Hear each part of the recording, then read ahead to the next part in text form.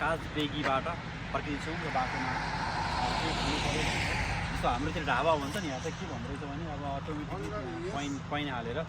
किन्नु पर्दो रहेछ you need one lari? Okay. Can you, which is one lari?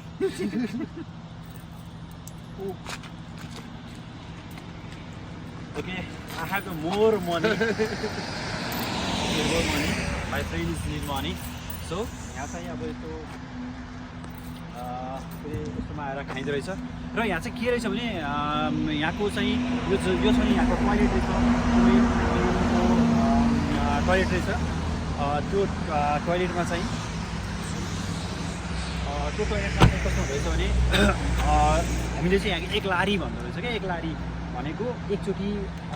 त्यो ढोकामा टक्क हालेपछि ढोका बल्ल खुल्दो रहेछ अनि गएर पिछा फेरि आउनु पर्दो रहेछ क्या यहाँ चाहिँ अलिकति वासरुम जान पनि डिफिकल्ट रहेछ र मलाई के लागिरहेछ भने नि पानी किनेर खाँदा फेरि एक लारी अनि एक लारीको पानी सकाउँदाखेरि नि 10 लारी खर्च हुँदो रहेछ क्या 10 चोटि टोइलेट जानुपर्ने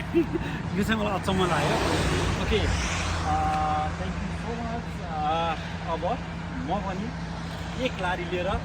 वासरुम गराउँछु थ्याङ्क यू ओके डब्लुसी टोइलेट रहेछ यहाँ अब यो टोइलेट जानको लागि यो ढोका खुल्दैन अब यो ढोका खोल्नको लागि के गर्न पर्दो रहेछ भने यहाँ चाहिँ मैले अब यसरी कोइन हालेँ अब कोइन हालेपछि बल्ल यो ढोका खुल्यो अब जान पाइँदो रहेछ अथवा लक भयो ओके मैले देखाउन खोजिरहेको थिएँ यहाँको यो टोइलेट इज गुड टोइलेट चाहिँ सफै हुँदो रहेछ ठिक छ म केटी म त छिरिनँ केटाकै हो थ्याङ्क यू